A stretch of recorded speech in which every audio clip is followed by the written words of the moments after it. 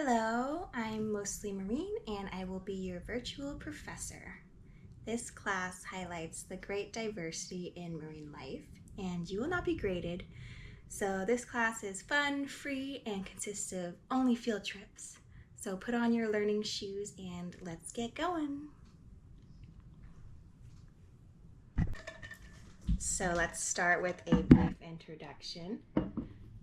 The class will be focusing on marine life, specifically animals, and we will do the majority of it in the Eastern Pacific, so like Alaska to San Diego to Baja, and depending on where you live in relation to the equator, the tidal shifts are going to vary as well. So bigger the shift would be further away from the equator, and the bigger the shift, the greater chance to see a variety of marine animals that you would not otherwise see because they would be underwater. The marine animals across the world are not the same. So for instance, if you see a starfish in the tropics that lives most of its life underwater, if not like all of its life underwater, who are we kidding? But then you compare it with a starfish that is from somewhere that experiences a huge tidal shift where they experience air twice a day, these animals do not have the same physiology or ways of coping with things, and they don't have the same adaptations either. Also, they're both not fishes. Starfish is just a fun common name that I don't know where it originated, but they are invertebrates. They do not have a brain. All right, let's talk about the field trip. So this field trip, we're going to the tide pools. You can learn a lot about marine animals by going to the tide pools with either a naturalist, making your own observations, or taking classes on the topics of ecology, marine biology, regular biology, physiology, invertebrate zoology, and so much more. So the more classes you take, the more you can fill in the gaps in your knowledge. You can take an ID guide if you're not used to the animals in the area. And when you see them, you can take photos and study up, take notes. If it's your first time out and you haven't taken any of these classes, I recommend you just observe. You can take your photos, post them online on iNaturalist. You can send me photos if you need help identifying them. Enjoy the day and learn what you can. And then you can go back out the next time with more knowledge. So the app I recommend for identifying animals is iNaturalist. You can post a photo of an animal or plant and with the location and what you kind of think it is, and then the naturalists all over the world will take a look at it and let you know what they think it is. And then there's a pretty good database too with probably AI that helps to identify these animals. But yeah, go ahead and try that out. You can also send me photos. I love a good what is it game, so send photos my way.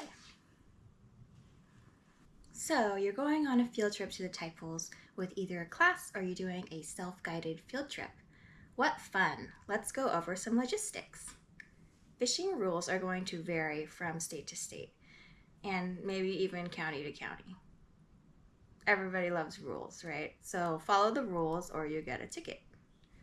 So also make sure you have a fishing license, and they will make you look at the rules before you purchase. So, or when you sign it, you're like, I read all the rules. So make sure you read all the rules because you could get some serious fines if you break them. Make sure that you go to an area where fishing is allowed. So there will be marine protected areas out there on the coasts all over the world. They will have clear signage usually that fishing is not allowed. However, if you happen upon a zone that is a marine protected area and you are fishing, you could still get in big trouble. So just make sure you check the maps before you go out. If you are going with children, make sure to stay vigilant over them. If they break the law by taking a no-take species, that is your responsibility. You could be fined a great deal from that. For example, just this year, a woman was fined $88,000 because her children collected about 70 pismo clams, which are a recovering species. You can learn a lot about their recovery from the various labs, like Ruttenberg Lab does that. I think on TikTok, they're just called Ruttenberg Lab, so go check it out. But anyways, yeah, lady got fined a huge sum of money, and that's because these are her kids. They're not legal adults yet. She's the responsible one. Safety first, what to wear. It can get very cold at the beach. Low tides are just at various times of the day, often in the morning, sometimes at night. I don't go at night. Night's dangerous. You can bring layers, maybe an outer shell for the mist. I do not recommend going barefoot because the seaweed can be very slippery. You don't want to fall and hit your head. I recommend non-slip shoes. Maybe if you want to stay dry, get some fishing boots, waders. I like my long fishing boots. Keep my legs dry, my feet dry, and I can stay out longer. Also go with somebody. You don't want to fall, hit your head if you're out alone, because then who's going to help you or call 911? So make sure you have a buddy. And then another thing is always check the swell forecast. If you go out, you're driving down the coast, you see huge waves, you don't even see surfers, it's just all bad. Don't go tide pooling that day. I have seen many a fire truck on a rough day after tide pooling. I mean, yeah, I went tide pooling that day. I took it easy though. You can get to the beach and stay on shore and you'll be fine. But if you're out on the rocks and a big wave comes and hits you, then it's not good. There could be an undertow, takes you out. So yeah, be very careful. Please don't get lost at sea, and take care of yourself.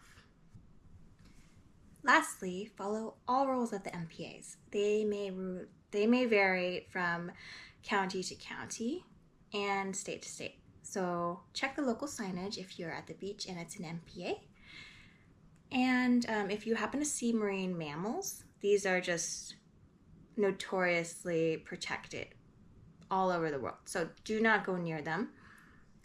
They will often go haul out at low tide to rest and sunbathe and just take a break before going out and fishing again. It's a tough life just swimming at sea. So give them their space, don't disturb them. What I do recommend is get yourself a pair of binoculars and you can see them really closely. It's really cool. These are also very great for birding. So I just got these. I become interested in birding after you get to a certain age. Birding is so cool. And you can see everything so close. Get binoculars. So in conclusion, I hope all this was very helpful and I hope you can get out there and do your virtual field trip and see lots of cool stuff. And keep me posted if you don't know what you see. Maybe if it's super weird, that's always a fun challenge. iNaturalist is always really good about identifying those. So you can just post it there and you should get your answer pretty quickly.